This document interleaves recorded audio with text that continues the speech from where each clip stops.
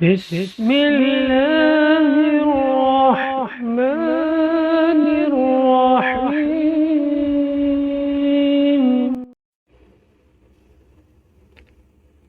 اکرام مسلم۔ اللہ تعالیٰ کے بندوں سے متعلق اللہ تعالیٰ کے اوامر کو رسول اللہ صلی اللہ علیہ وسلم کے طریقے کی پابندی کے ساتھ پورا کرنا اور اس میں مسلمانوں کی نوعیت کا لحاظ کرنا۔ مسلمان کا مقام۔ آیات قرآنیہ۔ قال اللہ تعالی وَلَعَبْدٌ مُؤْمِنٌ خَيْرٌ مِّن مُّشْرِكٍ وَلَوْ أَعْجَبَكُمْ۔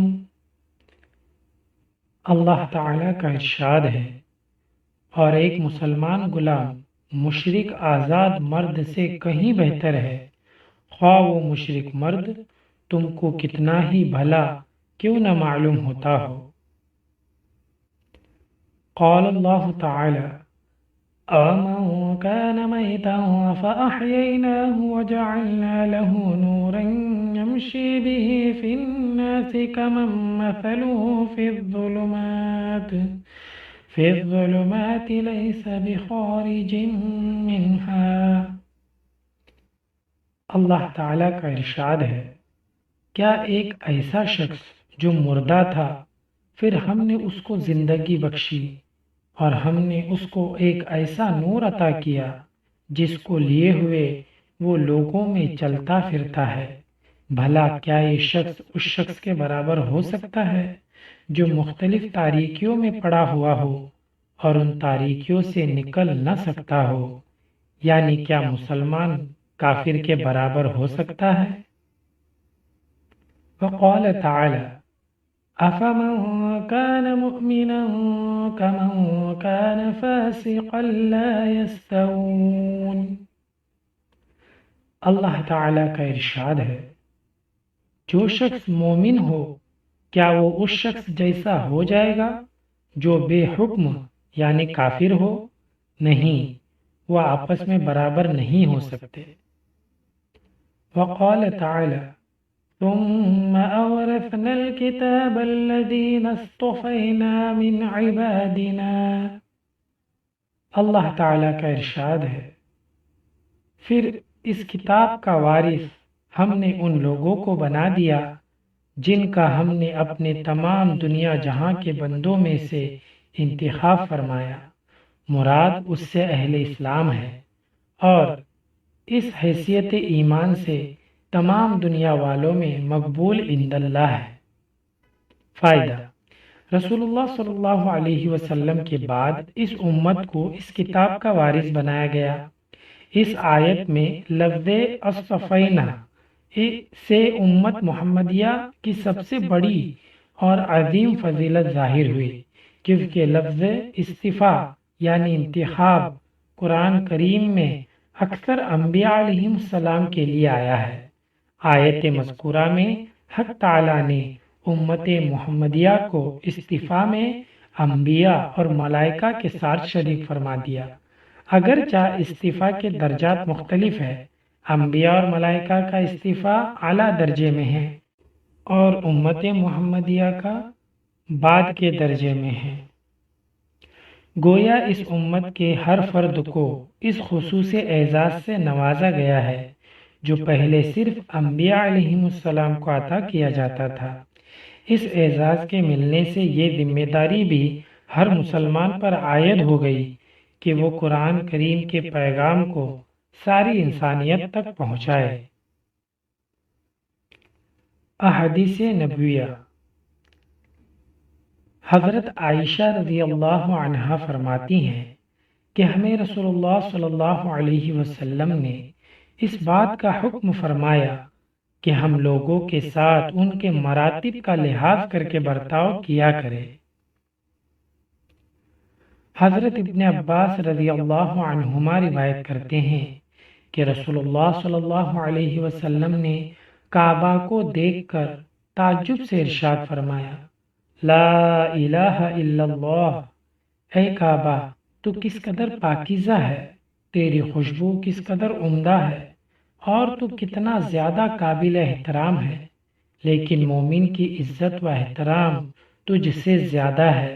اللہ تعالیٰ نے تجھ کو قابل احترام بنایا ہے، اور اسی طرح مومن کے مال، خون اور عزت کو بھی قابل احترام بنایا ہے، اور اسی احترام کی وجہ سے اس بات کو بھی حرام قرار دیا ہے کہ ہم مومن کے بارے میں ذرا بھی بدگمانی کریں۔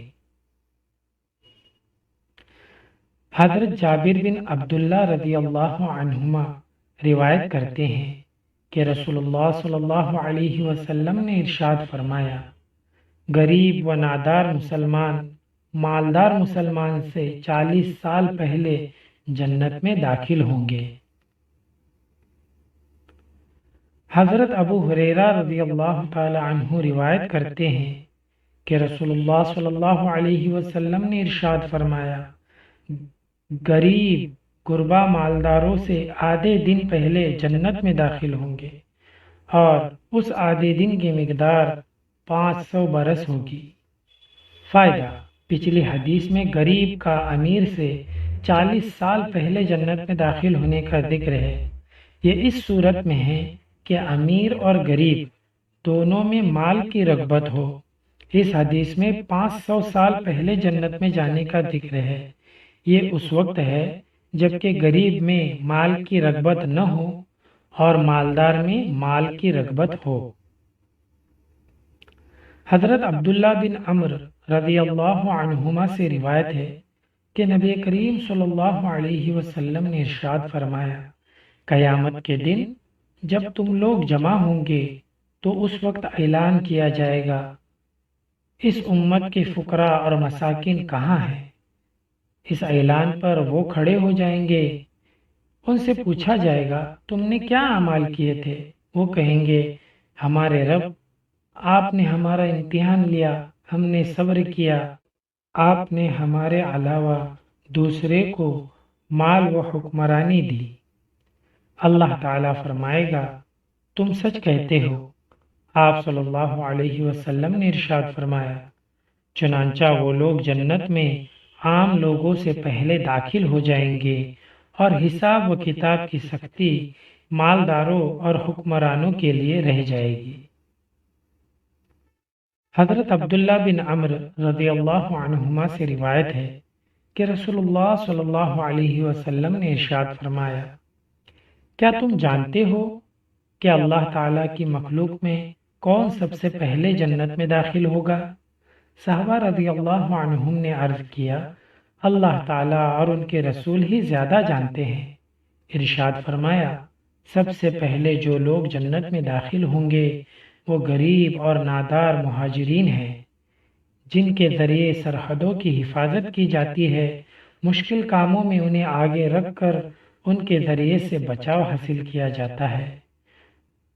ان میں سے جس کو موت آتی ہے اس کی حاجت اس کے سینے میں ہی رہ جاتی ہے، وہ اسے پورا نہیں کر پاتا۔ اللہ تعالیٰ قیامت کے دن فرشتوں سے فرمائے گا، ان کے پاس جا کر انہیں سلام کرو۔ فرشتے تعجب سے عرض کریں گے، اے ہمارے رب، ہم تو آپ کے آسمانوں کے رہنے والے ہیں اور آپ کی بہترین مخلوق ہے، اس کے باوجود آپ ہمیں حکم فرما رہے ہیں کہ ہم ان کے پاس جا کر ان کو سلام کریں، اس کی کیا وجہ ہے؟ اللہ تعالیٰ فرمائیں گے، اس کی وجہ یہ ہے کہ یہ میرے ایسے بندے تھے جو میری عبادت کرتے تھے، میرے ساتھ کسی کو شریک نہیں ٹھہراتے تھے، ان کے ذریعے سرحدوں کی حفاظت کی جاتی تھی، مشکل کاموں میں انہیں آگے رکھ کر ان کے ذریعے سے بچاؤ حاصل کیا جاتا تھا، اور ان میں سے جس کو موت آتی تھی اس کی حاجت اس کے سینے میں ہی رہ جاتی تھی، وہ اسے پورا نہیں کر پاتا تھا۔ چنانچہ اس وقت فرشتے ان کے پاس ہر دروازے سے یوں کہتے ہوئے آئیں گے کہ تمہارے صبر کرنے کی وجہ سے تم پر سلامتی ہو، اس جہاں میں تمہارا انجام کیا ہی اچھا ہے۔ حضرت عبداللہ بن عمرو بن عاص رضی اللہ عنہما روایت کرتے ہیں کہ رسول اللہ صلی اللہ علیہ وسلم نے ارشاد فرمایا، قیامت کے دن میری امت کے کچھ لوگ آئیں گے، ان کا نور سورج کی روشنی کی طرح ہوگا۔ ہم نے عرض کیا اللہ کے رسول وہ کون لوگ ہوں گے؟ ارشاد فرمایا یہ غریب مہاجرین ہوں گے جن کو مشکل کاموں میں آگے رکھ کر ان کے ذریعے سے بچاؤ حاصل کیا جاتا تھا۔ ان میں سے جس کو موت آتی تھی اس کی حاجت اس کے سینے میں ہی رہ جاتی تھی، انہیں زمین کے مختلف حصوں سے لا کر جمع کیا جائے گا۔ اللہ تعالی ہم سب کو کہنے سننے سے زیادہ عمل کرنے کی توفیق عطا فرمائے، آمین۔